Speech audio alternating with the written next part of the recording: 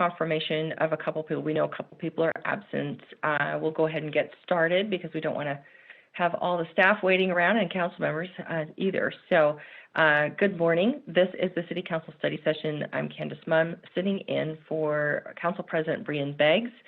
And we have 4 items on our agenda this morning. We're going to get an update on COVID.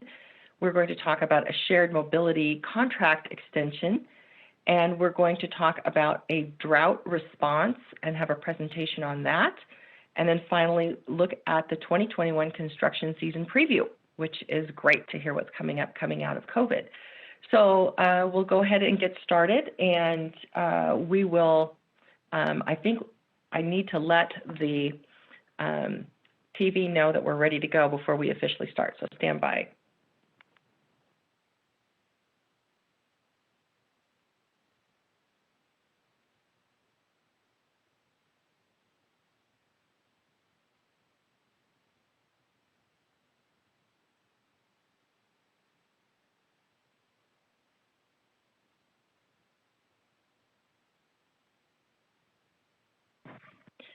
Okay, I think we're up and ready and starting officially, so those at home can watch.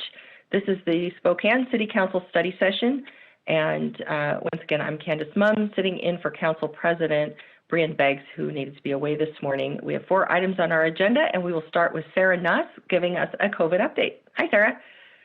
Hi, thank you, Councilmember Mumm.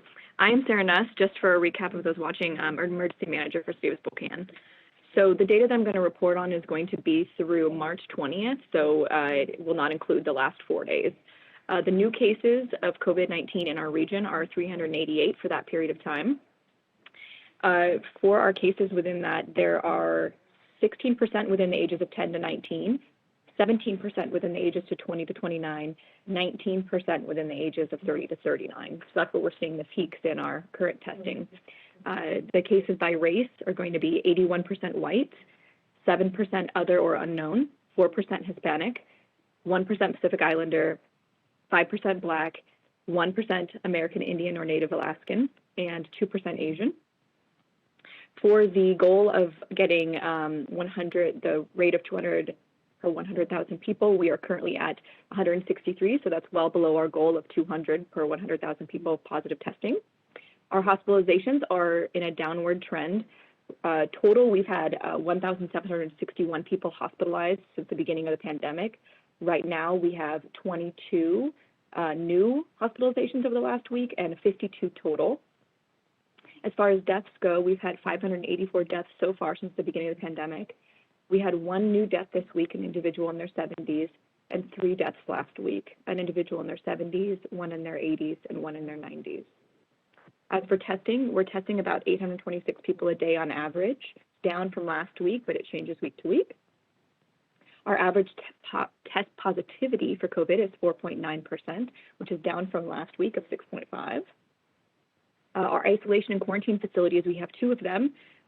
One is at 17%, that's the My Place Hotel, and the other is at 7%, and that's the Immaculate Retreat. So we're doing well on capacity there.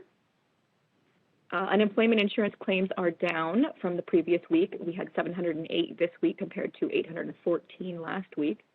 And the industries most impacted from the beginning of March through mid-March include food services and drinking places and specialty trade contractors. And that is the end of my report. Council, questions? Councilmember Kinnear. Not a question as thank you, Sarah, first of all. I think we can't say this enough. We cannot relax. We have to keep masking. We have to keep distancing and hand washing. And if you have the opportunity to get vaccinated, don't turn it down. It's important that we continue on a downward trajectory, and we're seeing hot spots all over the country, and we have new variants that have been introduced. So I think Sarah will agree, this is not a time to slack off. We need to be more vigilant than ever. So that is my plea to the public, and just to make sure that we're staying vigilant. Absolutely. You know, two reasons. One, to keep masking and social distancing, we want to be able to stay open and continue moving into other opening phases per the governor. So that's one reason. And then also, of course, protecting ourselves and our friends, our neighbors, our community from getting COVID. The more folks we get vaccinated, the more we can get back to what we consider a normal semblance of our life. So yes, even though we move through this and increase vaccinations and increase our ability to go out and be with each other, we need to continue doing this if we want to continue in that direction. So thank you. Thank you, Sarah. Appreciate it. Look forward to hearing from you again. Absolutely. Sorry, one last thing. I'll be here every other Thursday giving a similar report. And if there are any data points that I'm not reporting, because I use SRHD and WADOH's reports, please let me know and I can gather those ahead of time. Well, the only thing I guess would be is if there's any news for next steps. You know, we just learned this morning or yesterday that Idaho is 16 plus. I mean, that's huge. So, you know, as things roll, it's so dynamic. It'd be great to, you know, have updates on that. Absolutely. One thing I should add, and apologies for that, it was on a different sheet that I didn't pick up in my initial. Starting on March 31st, phase 1B3 and 1B4 will be open. But realistically, WADOH is now reporting that starting on May 1st, all adults age 16 and plus will be eligible. So while April is going to be focused on those last two tiers in tier 1B, 3, and 4, we are going to be opening that up to the public and everyone over 16 on May 1st. That is news. Thank you. Appreciate it. Great news. All right, well, we'll go to our next item, and it is Colin Quinn Hurst, who is our bicycle and pedestrian coordinator for the city, and he's going to talk about the shared mobility contract extension. Good morning. Can you hear me and see my screen? All right. I'm Colin Quinhurst, Assistant Planner in Planning Services, and I'm here to discuss a proposed amendment and extension of the current wheelshare contract. Here's a brief overview of what we'll cover today. We'll look at a timeline of where we are now and how we got here, a brief overview of improvements that are planned for the system and the contract, and some notes about vendors and next steps. So looking at the timeline, just a brief review, this started with a federal transportation grant to do a bike share feasibility study in 2017 and 2018, looking at a traditional publicly funded station-based bike share program. And as that study kicked off, the field changed dramatically with the introduction of privately funded application-based shared mobility programs. And so as that study kicked off, it pivoted pretty quickly to look at a pilot program, which operated for about 2.5 months in fall of 2018. And so the consultant evaluated that pilot program, how it went, did a community survey to see how people used it, what their thoughts were. And the community survey showed that 95% of the users of the program, and there were 3,000 responses, thought it was a good thing for our community, and 60% of non-users of the program also thought it was a good thing for our community in general. And so that survey and that study wrapped up in fall and winter of 2018.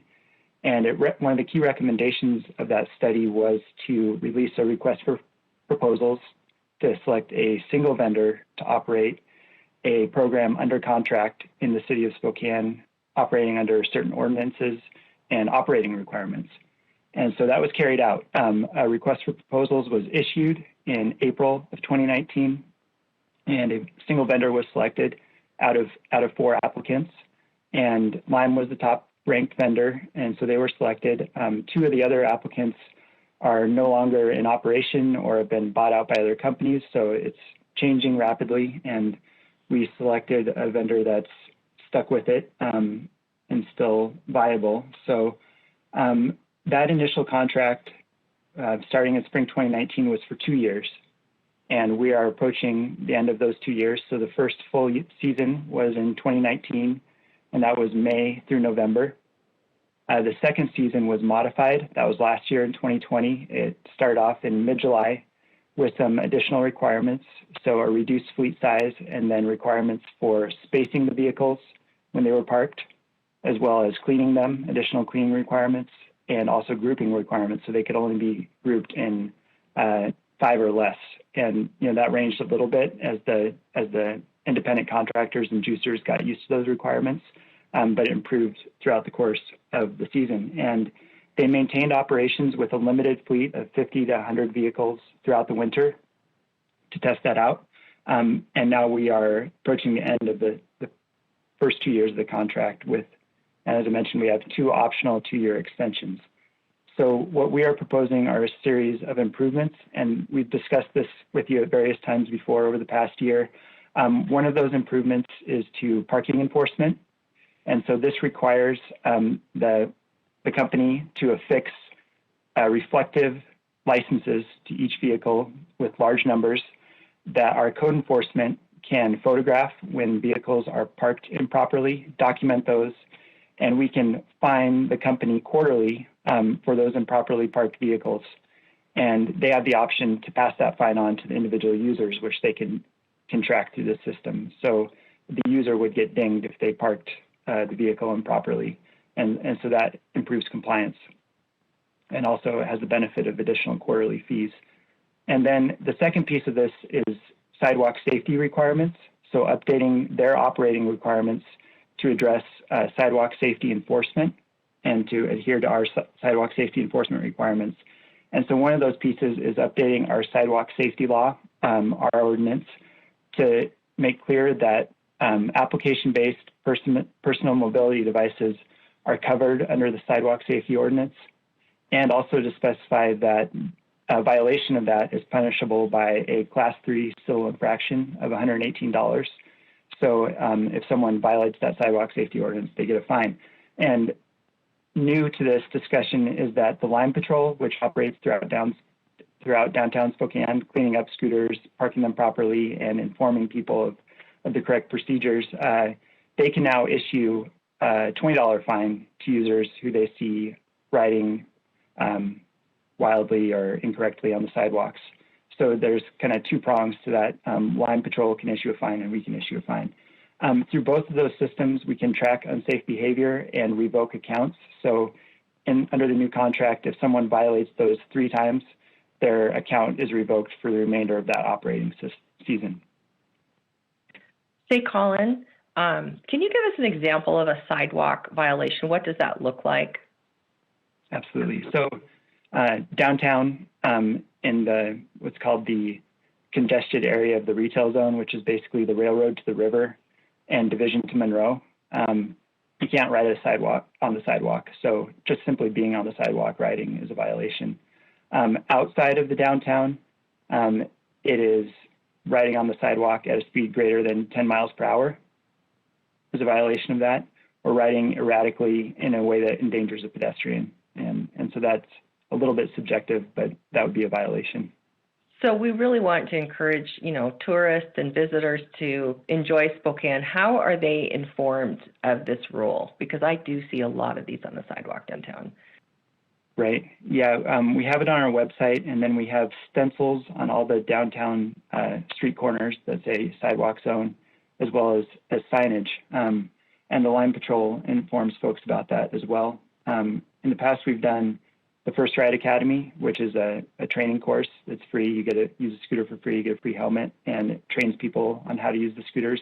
And so as soon as the guidance allows that type of class again, we'll initiate that. I guess I just want to make sure it's made clear by the company. So when people sign up for this, if there's some way electronically that they are agreeing, is that in the sign up when people agree to ride these? And I think it'd be something that people aren't going to check our website for when they rent these. Yeah, it's in the agreement, but people tend to kind of flip through that pretty quick and check all the boxes. So Lime on their app has a pop-up that flashes at the top of the application. I think it's every 3rd ride right now, but that can be adjusted. That says don't ride on downtown sidewalks, and they can adjust those messages. And then the other piece that they did last year was affix little stickers to the handlebars that say don't ride on downtown sidewalks. Okay, that helps. Thank you. I appreciate that. Keep going. Yeah. Absolutely. So in addition to those kind of enforcement requirements, we have some other improvements planned. So one is expanding the on-street parking corral program. So we have additional on-street parking corrals that we can put in place. And Lime now has the ability to offer incentives to people who park their vehicles in those on-street parking corrals, getting them off the sidewalk and encouraging people to be in the street where we want them downtown. And so they can offer an incentive through the application. We will continue doing sidewalk signage, stencils, and messaging. And for now, continue the scooter grouping and spacing requirements, as well as the existing shutdown zones around Riverfront Park, the slow zones of 7 miles per hour on the Centennial Trail, and the curfew downtown of 11 p.m. And we'll also continue the community-based programs such as the Lime Patrol when we're able to, the First Ride Academy. Visit Spokane has updated their Scoot Spokane website, which has self-guided routes throughout downtown and the community that they recommend for riding scooters, safe routes, and they promote safety tips as part of that. And also the Kindness Crew, which was a partnership with the DSP, Downtown Spokane Partnership, last year, in which we provided Lime scooters to downtown ambassadors who would go around with gift certificates to local downtown businesses when they saw people, properly wearing masks or, using the right clean pen and putting the dirty pen in the right place. They just reward people for doing those things. And so at this point, with these amendments and proposed changes, we're proposing to extend the current contract and stay with a single vendor, which is consistent with national studies of best practices for cities of 200,000, around 200,000. And we would want to maintain that single vendor to be consistent with both national studies as well as our own feasibility study recommendations, which recommended a single vendor. And that's from point of program viability, manageability, and user education through having one program.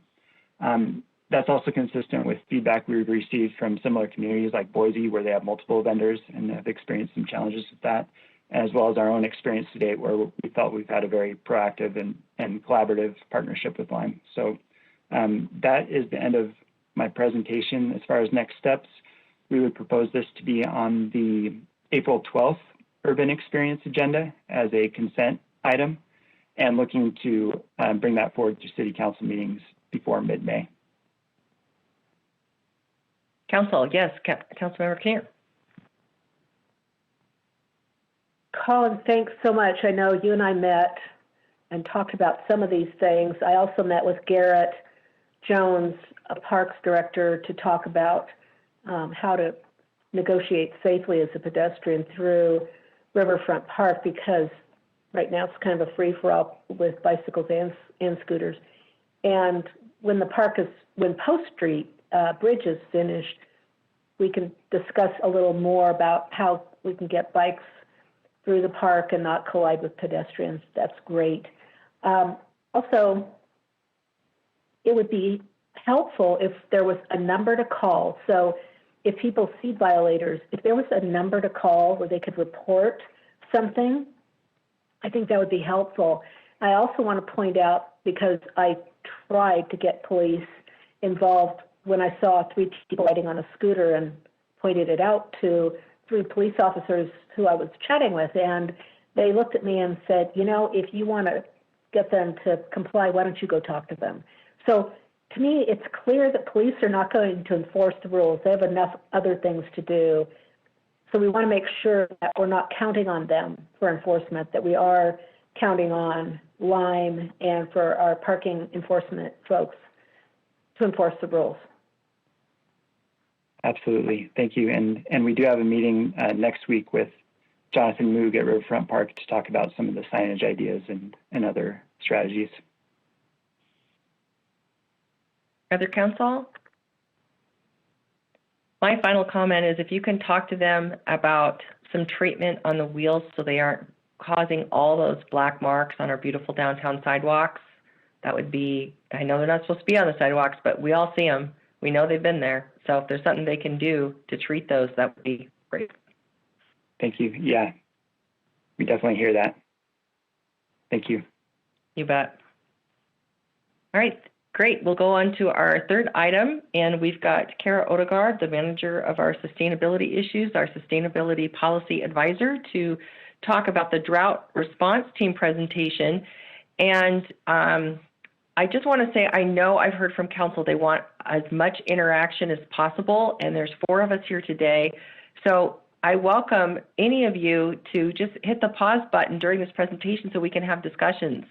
and we don't need to put Kara in a position where she has to read to us. So go ahead, Kara. Thank you, Councilmember Mom and council members. It's good to see you. I am here today to just introduce two members of the Water Resource Collaboration Group. They are going to present their drought response measures, or the group's recommendations, in the form of 3 different options that they have put together over their time, the last 6 months. So presenting today is Guy Gregory. He's a hydrogeologist in our region and well-versed in our water system. And Mark Gauthier is on the phone. He's a local wildlife ecologist who's here to answer questions as well. So I'll hand it over to you, Guy. Thanks, Kara. I appreciate that. Can you see I'm sharing my screen. Is it coming across? Yes, it is. Okay. Anyway, good morning. My name's Guy Gregory. I'm a hydrogeologist. I've worked in this region for approximately 30 years on various problems having to do with our water supply. For the last 18 or 20, I've been involved in clean water work. And we're here today to talk about drought flows and actions as part of the Sustainability Committee. This is a picture of the Spokane River that we know and love from Sandifer Bridge. This is a picture taken in 2005 at roughly 600 CFS, cubic feet per second, is the unit we'll be talking about today. This is about 250 cubic feet per second below what we consider to be a healthy flow for the river at this place. The Spokane gauge I'll be talking about quite a bit is just kind of up here behind this tree. It's the longest operating stream flow gauge in Washington, so we've got plenty of surface water data. If we look at daily average flow in the Spokane River, we can see that it looks something like this. Typical of Western United States flows of rivers. We get a big spring freshet from snowmelt that comes out of both Idaho and Montana mountains. And that comes in about, well, it begins about now, actually, and on the average. And then in late summer, we suffer from low flows. And that's here in September is usually the lowest flow of the year. If we look at monthly average flow again in the red line, and we see it drop in July and August, we also see our demand on the river. That's the gallons of water pumped out of the aquifer, which hits the river very clearly. And that's when we pump the most water. So right when we have the least amount of water available to drain from the river, we have the most demand. Droughts are very important to us because they are extraordinarily low events, and we need to take extra steps really to preserve our river flow at that point. If we sort of deconstruct our average flow since 2009, it looks like this spaghetti graph, and you can see immediately this blue line here is the in-stream flow developed by the Washington Department of Ecology for the river. It's based on fish habitat, but considers all uses of the river. And you can see we've got a few years here where it's really kind of important. Those are drought years. We're going to zip on into that. Don't let the spaghetti here confuse you. We zoomed in now. This is May, June, July 1. And you can see in 2015, everyone remembers how dry that was. It got very, very low, very, very early. We had very little snowpack to run off. And so we dropped below our in-stream flow value here in mid-April. And it continued. And when it did that, you see it got very, very low flows here in the late summer, midsummer actually to late summer. Similarly, in 2016, we see some significant low flows in the late summer. And then in other years, 2020 and 2009, our flows again dropped below that in-stream flow in early September or late August. Some years it doesn't. This is the rest of the spaghetti in that same scale. So, this isn't something that happens all the time, though. In fact, the river gets below 1,250 CFS, that's this number here, or 1,000 CFS quite often.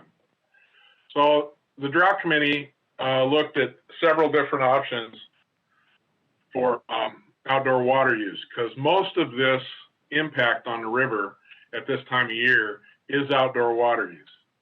And so if it drops below 6,500 CFS before June 15th, that's happened 2 years since 2009, we're looking at a daytime watering prohibition being required. In fact, we're actually hoping that that will be part of our general conservation efforts in Spokane.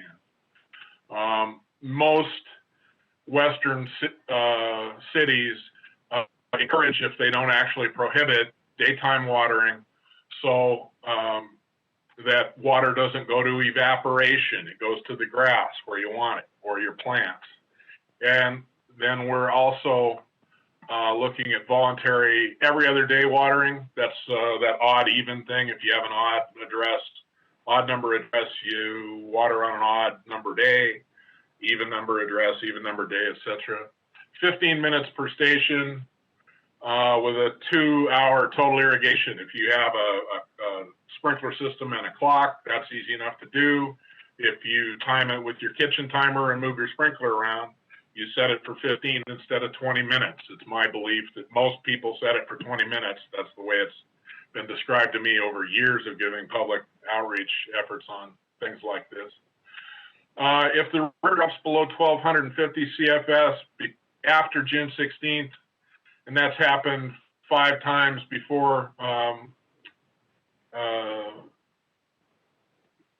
August 1 since 2009, we again go to daytime watering prohibition, and we implement a home car washing restriction and a hardscape water washing restriction. That means if you're going to wash your car, please do it on the grass so you get a 2 for use on the water. And the hardscape washing restriction is uniquely Spokane. Most people in the West don't rinse off their driveway with their hose. Most people don't. It costs too much. They sweep it with a broom, and we'd like to maybe implement that here in Spokane.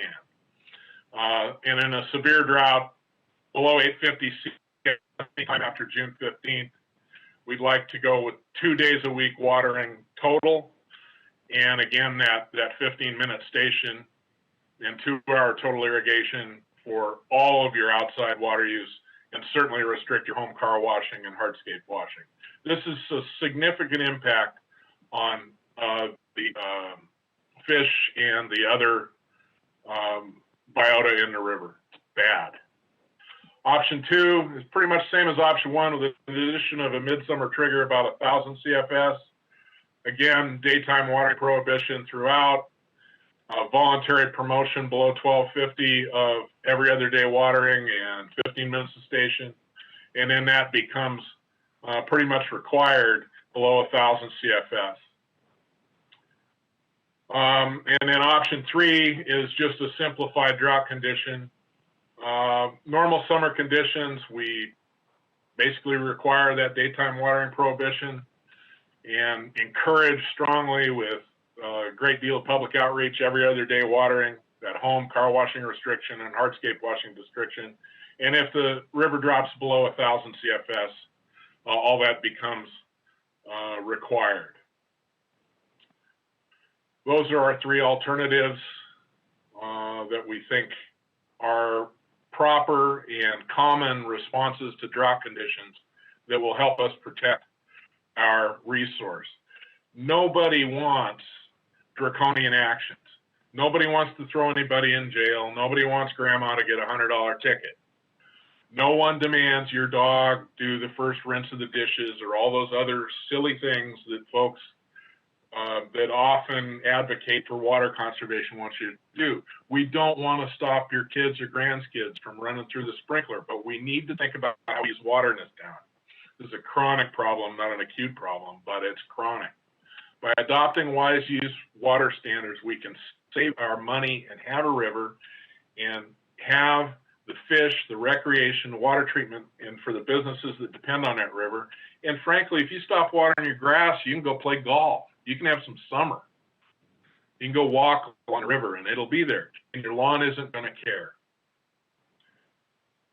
I'm happy to take any questions you have. This is our beautiful river in downtown Spokane, not too far from your office right now. This is in 2006 when it was running roughly 20,000 CFS.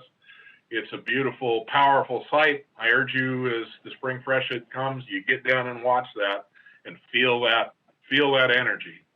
It's running about 7,000 today, but it's on the way up. If you have any questions, I'm happy to answer. Councilmember Wilkerson. Not a question, Guy, but, you know, we just can't seem to change the narrative that we do not have an unlimited supply of water. So what can we do with our messaging? I think is for me, it just as good a place to start as any to help the community understand this challenge. Councilman Wilkerson, I absolutely agree with you. This is a uniquely Northwest problem. I've been giving these talks since about 2007, and we haven't moved the needle at all. And that's despite, you know, money put into the county and water conservation, money put in by the city and their great existing water conservation program.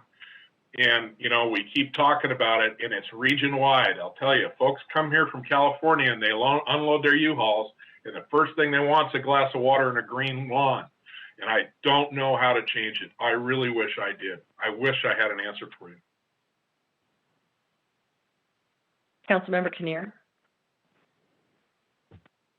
Guy, thanks so much for this. I used to live next door to John Covert, who was the hydrogeologist for Department of Ecology, and he used to say that the water rates here are just too cheap.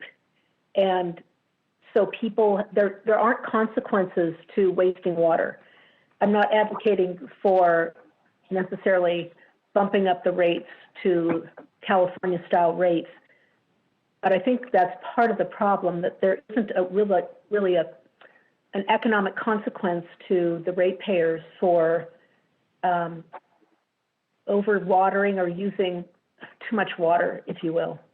And I just have flashbacks of, you know, in California having buckets in the shower so that we could haul the buckets outside and water our pots. And I would hate to see us have to go through that here. And I think we can prevent it, but there's not a collective will. And as Councilmember Wilkerson said, people think that water's unlimited here. So we welcome suggestions from you. Well, Councilman Kinnear, John Covert is a very good friend of mine and worked for me for 15 years, so I'm quite familiar with his career and the efforts he made, and I partnered with him on the river. And he's absolutely correct, and today that's absolutely true. We pay less money than virtually anyone else in the Western United States for our water here in the region. And this is a region-wide problem. Coeur d'Alene, North Idaho on the aquifer. And here it's a very unusual, approximating unique geologic situation, and our water is incredibly inexpensive. So we have no ability to leverage that expense with the citizenry, and that's acknowledging that you've got a lot of folks that are having a hard time paying their utility bills now. You know, so a huge raise in that number probably isn't ideal for the community, and it probably isn't politically acceptable. So I don't know. I mean, I'd advocate that we pay more money for our water, but that's hard to do given the income disparities in this town. So I absolutely agree with John. Somehow we have Post Falls was able to do that. They had a water rights problem a few years ago, and they went to odd even watering and stuff, and that helped them conserve quite a bit of water so that they didn't actually need new water rights. In the valley, we have some structural problems, but at Pasadena Park tried to implement a watering at night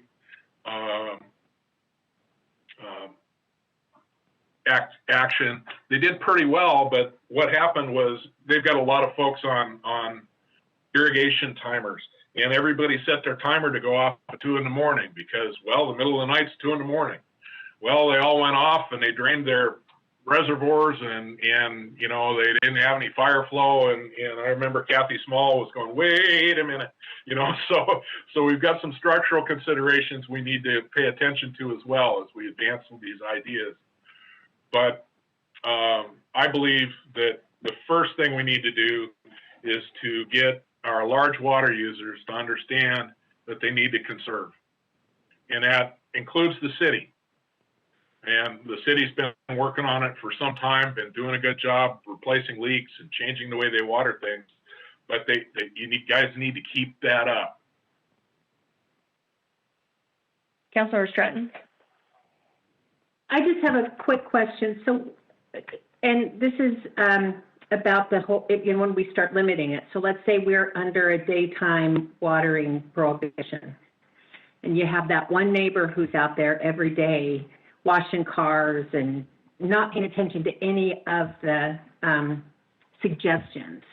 There's no enforcement. I mean, what do you do when you have that? Because I mean, we have it I think everybody has a neighbor or two or whatever that doesn't follow the prescribed plan to help this. And is there a number?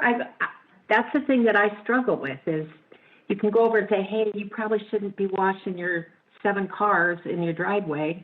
Any suggestions? Well, we've had a number of ideas kicked around our committee, and some of them are real good ideas. What would work where, I don't know. The one I kind of like the best is you get basically 3 visits. The first visit is a guy with a bag of, or a person representing the city with a bag of stuff, you know, low flow sprayers and, you know, some propaganda and pamphlets and stuff to help them understand that they need to do that. The second one shows up and says, you know, look, here's a way. The second time they show up and say, you know, you're using this much and it's costing you this much. You might want to think about it. And then the third time they show up and they get a ticket. Now, that's one way of doing it. There's a host of ways that communities have done it. Post Falls had a water department guy show up. You know, there's always that guy, all right? And they had the guy show up and you know, basically technically assisted them until they relented and stopped getting visits, you know. So there's a lot of ways of doing it, and we kick some around, but I think right now we're talking about, you know, there's room for other ideas, lots of room. And if I could just step. My last point is the city could look at traditional high water users and focus mailings and information to those individuals to start so that they have the information going into the season. So that, to me, seems like that's doable through utility bills and making sure that people start off with the information. And that might be, I don't know if we've done that before or not. Well, I believe you're right on that. I believe we could walk up to the counter at the water department right now and ask who the 10% top water users are, and we'd get their names and addresses. And then we could go see, you know, if somebody in, I'm going to, you know, throw out some stereotypes here. If grandma has got a leaky faucet on her back porch and she shows up on the top 10%, maybe, you know, if grandma happens to be poor, maybe we could fix her leaks and deal with that as a community. If, you know, on the other hand, it's some profligate water user, we should provide them with technical assistance. You know, I agree focusing on the top percentage is the right thing to do. It's the most bang for the buck. Kara, you wanted to get in there? Thank you. I just wanted to add to Council Member Stratton's question that we are currently putting together some more information to give you some more examples of how other communities have enforced some of these mandates. And what some of what we're seeing in other cities is that neighbors do a really good job with socially influencing their other neighbors who might be breaking the rules. So we're going to get that information to you. And I also wanted to add that the city is currently upgrading their invoicing system. So we're hoping that the new system will have a lot more flexibility for messaging and doing exactly what you mentioned in terms of getting the word out. Councilmember Kinnear. One last thought, Kara, as you were talking about pressure on your neighbors, I thought, you know, we have a COPS program, and they're in regular communication with neighborhoods, and it might be that we have the Pause on Patrol, and we have NOPS Patrol, and it may be that we ask the COPS folks if they would help us participate in this and get the word out, because they're already out there. So we have just about, less than 5 minutes left. Is there anything else that you wanted to add into today's presentation or bring forward? Just a thought. This is a graph. This is derived from the bi-state model done in 2007. And this is the effect of a 25% reduction in pumping on river flow at Spokane Gauge for only the city of Spokane wells. And I want you to know that while the reduction in terms of per capita water use doesn't really seem, we'd go from like 95th to 92nd per capita nationwide. The fact of the matter is a 25% reduction puts over 40 CFS back in the river. That's real water. So, the effort will be recognized by the river and by the system. It's worthwhile doing. And the other part of that is a 25% reduction gives us room to grow. And right now we don't have any.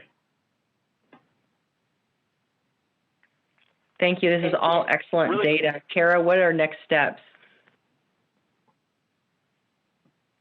I see that Council President Beggs has just joined, and we were having this discussion for next steps. But from my perspective and from the perspective of the collaboration group, we would really love to hear any additional feedback from council members. If you have, we've been taking notes.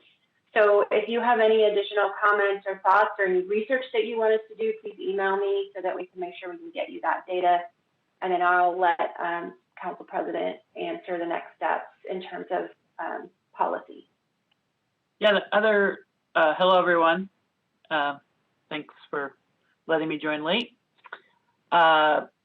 The next step, I think, is really to sit down with key people in the Water Department and Public Works and just come alongside of them and get their feedback. They did a really good job of a conservation plan last year, but they were operating with some pretty significant constraints in terms of budget authority and other things. And I think that's not going to be the case necessarily going forward. And so we just want to sit down and make sure that we understand all the implications of this so that hopefully, again, with additional public engagement and feedback, we'll come out with the Water Department Plan 2.0 that the City Council can approve later this year.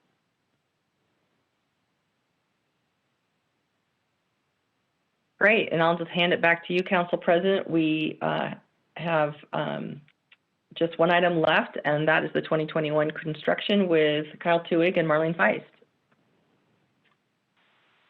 All for your time and attention.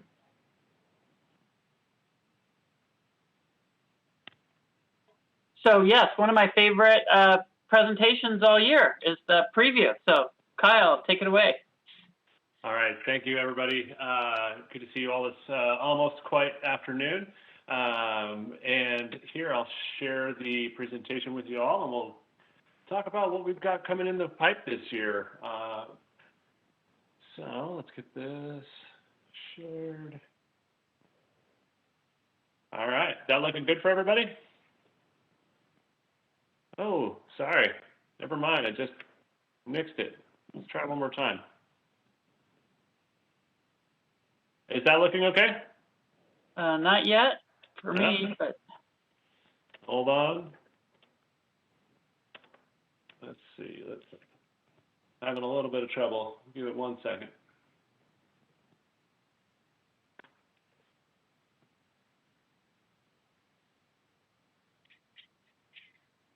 okay. All right. All right, there it is. Okay. It seems to get a little wonky when oh, I know what I'm doing wrong.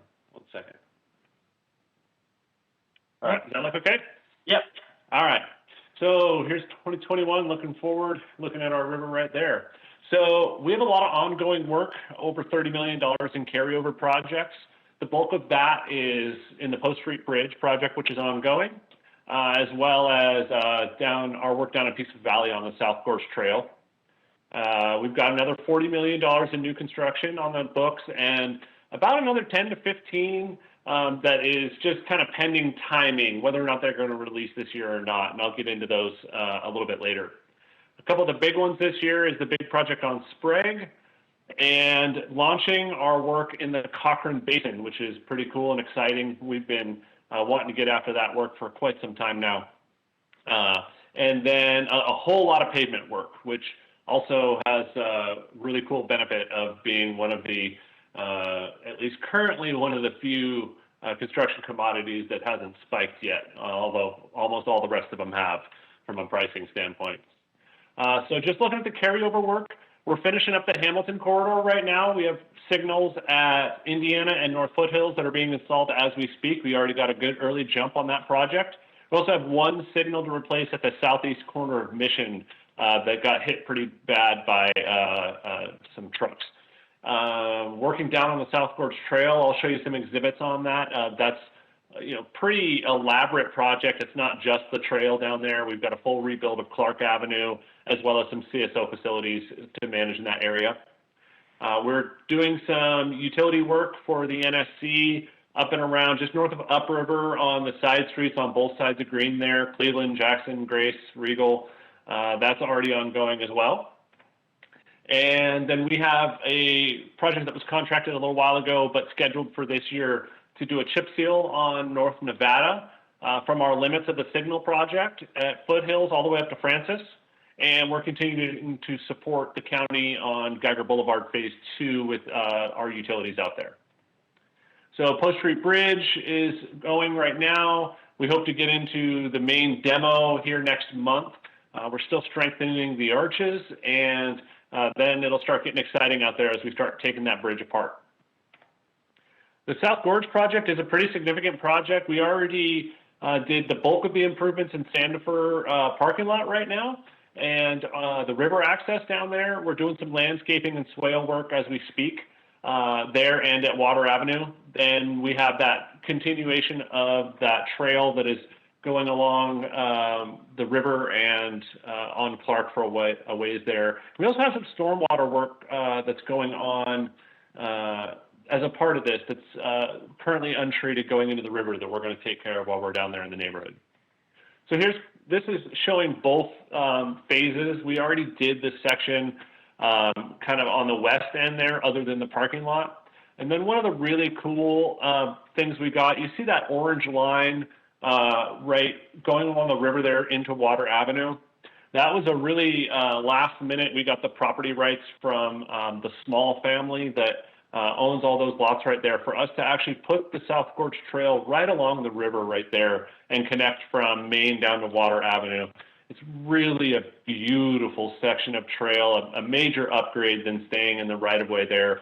And they donated that and was really, really cool of them. And that's also one of, if you haven't been down in that spot, it's one of the really few beaches on the Spokane River. There's a beautiful beach right there that's kind of rare and really, really a gem in the city. Here's kind of the overall construction area outside of Sandifer parking lot. It goes from Spruce to Maple, and then we have some work up in Wilson. That's most of that storm CSO work. And then obviously right there at Clark and Elm, we're going to have to delay work to manage the landslide, which might as well talk about right now. So we have a landslide, obviously. We've already briefed a little bit about this. This is the area uphill from Clark Avenue, north of Clark, south of Riverside. And we have a pretty good crown of what has slid down the hill there.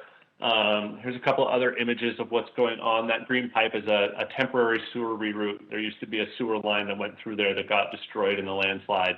That was a private sewer that connected down into Clark Avenue. So just where we're at with next steps on that, we've already done drop the trees that were at danger of falling and infecting the power lines. We've placed almost 2,000 yards of fill at the bottom of the hillside, which is both keeping the wall from failing as well as providing a resisting force for the landslide. So we've been able to really slow it down with that berm and buy ourselves some time. We've had our drill is on site and is already demobilized. We've done our subsurface borings to see what's going on with the soil layers, and we've installed inclinometers and piezometers to measure both where and by how much things are sliding, as well as where the water is moving subsurface. This is an interesting landslide in that it is not a surficial landslide. It is a subsurface landslide. So the slide plane is several feet below the surface. So it doesn't matter how vegetated and how many tree roots are in that hillside. It was beautifully vegetated, but you actually saw entire trees sliding and twisting down the hill because it was the ground below, even well below the organic matrix that was moving. Avista's out there right now working to reroute their facilities away from the hillside so that we can construct whatever our ultimate solution is.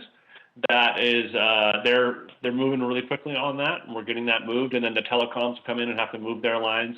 Pretty major effort for Avista. They've had to move about 8 utility poles, 8 new ones down there. It's a pretty substantial work. So right now we're in a sit and wait component. We have to collect the data from those subsurface monitoring equipment and see exactly what's going on underneath there. And then we can select a path forward and then execute a design contract. So looking into 2021, we've got the Big Sprague Phase 2B project from Division to Grant, which is, I'm not going to say the last time we're in the area, but it's certainly the last big one that we've been talking about for a while here. And this is a full stem to stern, building face to building face rehabilitation. Where we're all the pavement, utilities, lighting, wide sidewalks, the whole 9 yards. And we're going to get started on that about the second week of April. Here's just a shot of what that looks like. Mirrors the section we have just past the pedestrian bridge there. One of the really cool design elements of this is there's a transition zone where we go from a 4-lane section down to 3. And we were able to strategically place the STA high performance raised stations there where they board and unload in those transition zones. So we were able to naturally allow a lane around the buses without having to carve out space or take away parking spots. Really a nice, elegant design solution. And so we're pretty excited to move forward on this project and get it going. We'll be out there with a lot of crews and Avista and everybody going strong there early April. A lot of rock hammering, unfortunately. It's going to be loud. Just in case you wanted to see just a little overview of what we've done in that area, there's been a tremendous amount of work, all these projects over in the past about 6 years. A couple of CSO tanks, multiple street projects, grind and overlays, trail extensions, MLK, bridge, plaza, everything. This is, really going to help finish up that corridor there. We've got a nice project up at Wellesley and Maple. This is going to be lengthening the left-hand turn lane. We're having some backups in there that are affecting traffic flow. So we're going to reconfigure that intersection and extend that left turn lane back across Maple towards Walnut. So these are this kind of makes up that $15 million that I talked about. Timing is just not sure if it's going to come out at the end of this year or exactly when. But all these projects have to go together in order for the system to function. So we have a reservoir, a booster station, and then some transmission main that has to cross I-90 in order to get a proper amount of water up for the West Plains. So here's where you see the locations on here, and we're actively working on the design for these right now. We're rehabilitating the Hoffman well with lining the well, replacing a couple of pumps, and doing some electrical work. That's over off of Crestline near Wellesley. That's just a well rehab. And then the well station down at 6th and Havana, where we've already constructed the wells themselves, and now we're putting the building and the pumps in. That's going to be getting going here late this year as well, or by this summer as well. Centennial Trail, Boone to Summit, which was just recently awarded. That's going to build a great Class A trail with some beautiful views, where right now the Centennial Trail just exists on the roadway. It doesn't have any special, nothing's been built. It's just been on the street for a long time here. So this is the section from Boone over the top of Doomsday Hill at Pettit right there. And it'll look something like this, where we have that cool Parks property right there, just past Boone, that's really native, and then across in front of a few homes on the way to getting to the top of Doomsday Hill there. North River Drive. Hey, Kyle? Yes. It's Karen. I just have a quick question. Yeah. On the Boone to Summit, the Centennial Trail project, Yes. we come to an agreement with the neighbors over there about something. Their big concern was cars backing out of driveways.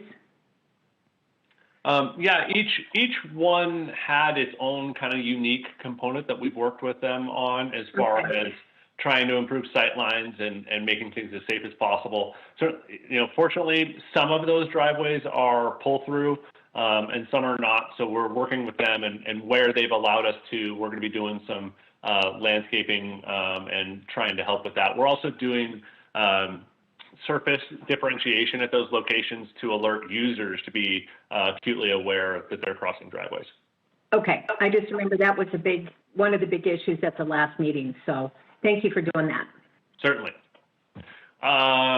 North River Drive, that first street on the north side of the river there by the Centennial Hotel, doesn't have a good sidewalk. So we'll be putting one in there. This is a great project connecting Washington to Division right into the new entrance to Riverfront Park that will be opening up later this year.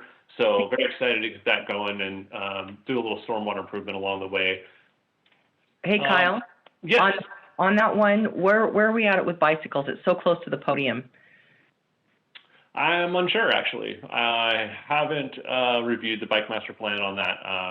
I know this is just I don't actually even, I'm trying to remember where we got the funding for this project, which isn't coming to me at the moment here.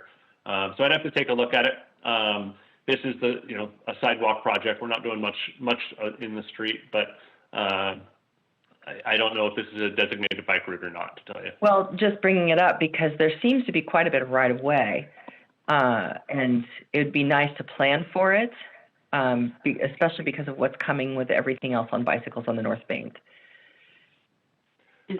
To adjust the bike master plan, we might want to consider that as well. Certainly. Is it, Kyle, Brian, is it sidewalk on both sides of the street or just the south side? Let me, you know what, let me get to that at the end. I have a design that I can pull up after that's not in this presentation, and let me take a look at those details there. And no, we're doing the south side, and I think there's some intermittent sidewalk on the north side, so we might be infilling that as well. That's tough with the geology there with that big rock, but I also want to mention... It's super challenging, and we had to acquire property just to get the sidewalk in already. Yeah, Division Connect is looking at a cycle track, the preferred alternative, and so that's something to keep our eye on to connect to. It's pretty exciting stuff, and they're looking to do a federal grant for that. Cool. Very cool. So Cochrane Basin. So for those of you who've been around for a little while, we've been talking about Cochrane alongside the CSO program, but for a while there we weren't able to get funding because it wasn't combined, it was just stormwater. But the Cochrane Basin is a huge amount of the stormwater that currently goes to the river untreated.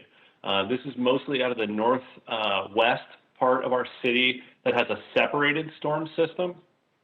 And that separated system just ends up combining into very large pipes at the top of TJ Meenock and discharging to the river without any treatment other than just the catch basins themselves. So this is to start managing all of that and give it proper treatment before we infiltrate it. So there's multiple projects. It's going to be at least 4, maybe even 5 projects. And I'll show you an exhibit of it. We're going to get the first 2 projects out this year, which is the treatment facility at the very end, which is going to be located where the current disc golf course is, just on the other side of Downriver Golf Course. And we're redesigning that disc golf course to be a combined, still be a disc golf course and also an infiltration facility.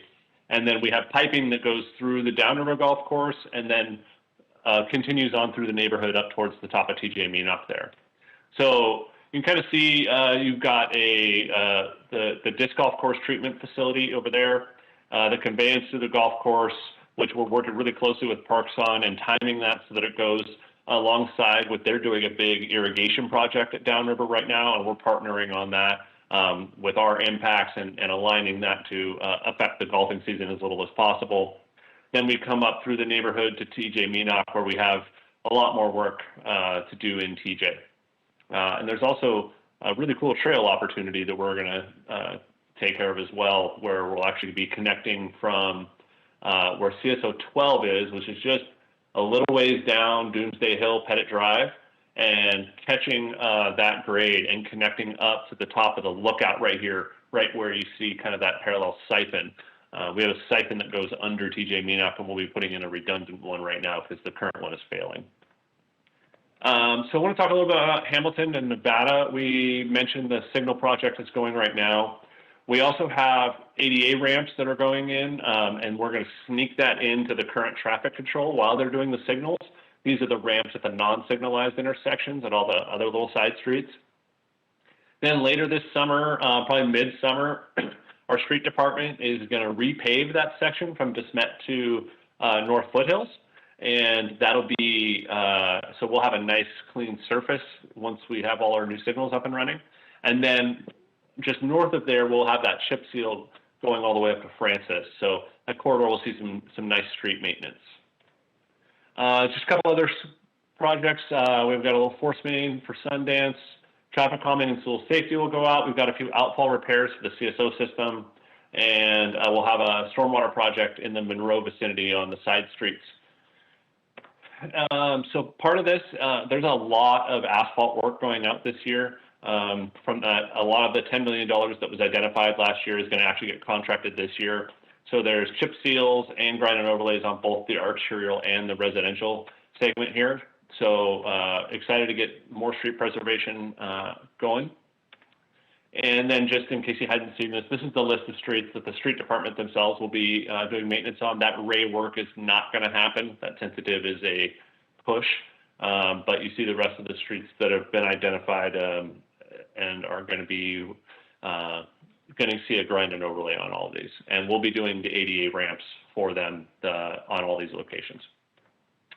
Working really closely with STA on the CCL. This is also just another point of interest, trying to coordinate everything on the Hamilton corridor, but then also everything on the Mission corridor, because there is a lot of stops on Mission right near Hamilton. So actually just met with them this morning and working on getting that coordinated so that we impact the traveling public as little as possible. And just a quick heads up on some of the big stuff that's coming next year, just so you see this coming. So the actual TJ Meenock and the siphon and some of our storm facility, this is all going to be likely 2022. But we're going to have a full rebuild of TJ Meenock. We have a parallel siphon to put in, a big vault at the top, pump station, and then we'll be doing some infiltration and rebuilding the parking lot down here by TJ Meenock, and also helping out the river users there with a better parking facility and better street access. Then we have the Thor Freya couplet coming next year, where we're doing a full rebuild of Thor and Freya from Hartson to Sprague, which is certainly going to be very impactful, as well as working on the water transmission main that goes up Ray while we're there. And then we have the big downtown Riverside project, which is a pretty hefty grind and overlay with a little bit of rebuild where we have trolley ties. We'll be doing high-performance transit stops for STA and a signal at signals at Brown and Howard. Those are getting replaced as well. Kyle? Yes. Sorry. Yes, thanks. The storefront couplet, are you guys Yes. going to re-engineer some of there's some problem areas there. Is that going to be looked at for safety as well? We'll be looking at, especially at Hartson right there, where the islands are. Those are certainly the big concern areas right there. Yeah. Okay. Yep. And we're going to Okay. try to do. We're planning to, assuming the funding comes in where we hope it is, and we don't see too much escalation. We're going to try to do that in concrete, so we don't ever have to come back there in our lifetimes. Okay. We're holding you to it. Hope so. And then finally, the Hatch Bridge deck replacement. This is going to get pushed to 2022. We had some additional structural work that needs to get done, so we're working on that design. But we have to close the Hatch Bridge and redeck that because it's in pretty bad shape. We will be able to add, looks like we're going to get a right turn pocket though. So that'll be a nice addition. Say, Kyle, Yeah. if I can ask a question, what are we doing for pedestrians there? I'm unclear actually even what the existing pedestrian facility is. Is it sidewalks on the side of the bridge? I assume just it's think sidewalks, right? we need to think that through when we're doing it, peds, bikes. I'm glad we're getting another lane for cars, but other people are using it in different ways. Well, I haven't done much work on this project, so I haven't looked at that in detail. So I'll have to take a look at it. I know we did look at widening the bridge, and that is not something we can do with the current bridge structure. So we'll have to work with what we have. Our project information's up online, and certainly happy to answer any questions I can for you. And while I'm talking, I'll see if I can't find that answer on the North River Drive. Given your beautiful picture there, is Lincoln going to be done this year? Can you be more specific, Council President? Yeah, I'm sorry. Right at that intersection of Spokane Falls and Lincoln, where the library and all that is going on. My question is, when is Lincoln going to be available to go southbound again, so that we can start opening up Spokane Falls Boulevard and the plaza on the weekends, like we originally were planning? That's going to coincide with the completion of the library rebuild. We transferred that scope of work over to the library, and they will do the finishing paving of Lincoln when they are completed. And can you remind us when that is generally? Do you know? Is that this year or is it 2022? I guess is my question. They might be shooting for the end of this year. I haven't heard an update if they're on schedule or not. My recollection was that they were trying to get to trying to get it open at the end of this year, but have you guys heard any updates on their construction as to if they're behind schedule or not? No, we haven't. That's why. But Okay. I get that it's not your world exactly. So that's good enough. I appreciate it. We'll ask them. Hey, Kyle. Yes. It's Karen. Hey, Karen. A couple things. I'm thinking that the TJ Meanock Drive construction with the CSO tank, that might be something that the Audubon Downriver Neighborhood Council really might want a quick presentation on. So would you or somebody else be willing to join one of their neighborhood council meetings if we set something up? We'd have to get my designer involved. So we actually just had a big public meeting this week on that, as related to, because it's in the shorelines, and there's a shorelines conditional use permit. We had a lot of attendees. It was really a great meeting. People were really interested. Did the neighborhood get notice, I'm assuming? Yeah. Okay. And then we have another public meeting coming up here very soon on the conveyance portion of the project. Okay. So then we're going to be mass mailing the neighborhood that's right on the conveyance, because they're going to have a different type of impact that's right there. And then, yeah, that work in TJ is, as I said, it's a year out. So, I mean, timing-wise, you know, I'm open to suggestion on when you think so. We won't have a lot of it designed to tell people exactly what it's going to look like and what the impacts are going to be yet, because we're still working on that. But we're kind of taking all these, you know, we had to break it up into a lot of pieces. This is about $30 million in work with 11 funding sources, if you can believe it or not. So my team is, it's going to be a nightmare. But at least in its constituent components, maybe we can keep it to 5 or 6 funding sources per project, which is still challenging, but at least reasonable. What I'll do is check with the neighborhood, and if there are questions, let's work on that just to make sure. Mainly it's an overview so they know what's going on. I mean, but if we've been out doing these, we may not need to do that. My second question is, can we get a copy of your PowerPoint? We try and put together information for the neighborhood councils when we go out to visit, so it's nice to be able to talk about those projects that are in our neighborhoods. Absolutely. It is, I just sent the PDF to Hannah Lee before the meeting. Okay. So she Oh, perfect. Okay. Hey, thank you so much. Good job. Thank you. Hey, Kyle. Hey. Question for you. The work on Nevada, is that going to, well, what's the duration of that going to be? And then will that require a full detour, or are we going to keep a lane open similar to Hamilton? We'll keep a lane open similar to Hamilton.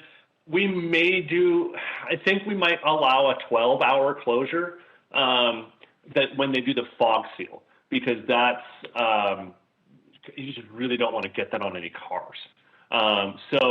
I'd have to double check, but we'll entertain that. But sometimes they don't even elect to do so. So we have, but the rest of the project, they'll have to keep that going. I think it'll probably be about 6 weeks. It shouldn't be terribly long. Chip seal is a pretty fast process. It's just kind of, and actually what slows chip seal down is a lot of the crack sealing and the tree pruning in the residential neighborhoods, which isn't an issue up there. So I don't think it'll be much longer than that. Great. Okay. Thank you.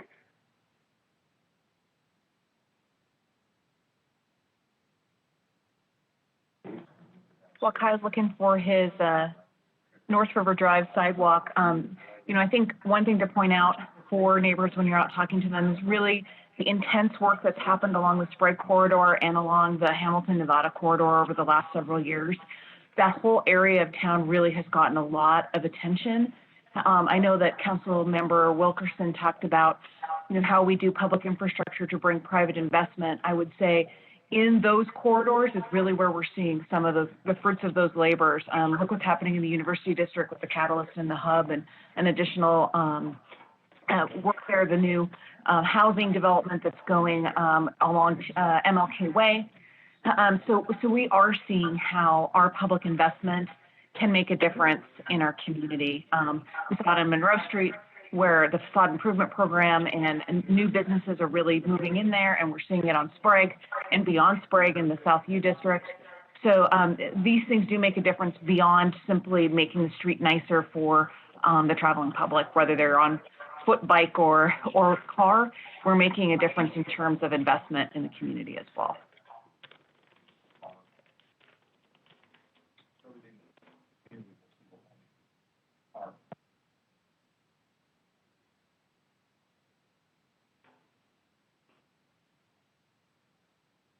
I just did see, it is south side only. Okay, great. Okay. Any other questions? All right. Those of us on the health board will have 12 minutes to get lunch and get back on the Zoom. Thanks, everyone. Have a great weekend. Take care. Hey, Brian. Yeah. It's Karen. I just want to let you know, and I've let the health board know I'm going to be a little bit late. I got to do council connection first. Okay. Thanks. Great. Go Zags, 11:10 Sunday. Go Gonzaga. All right.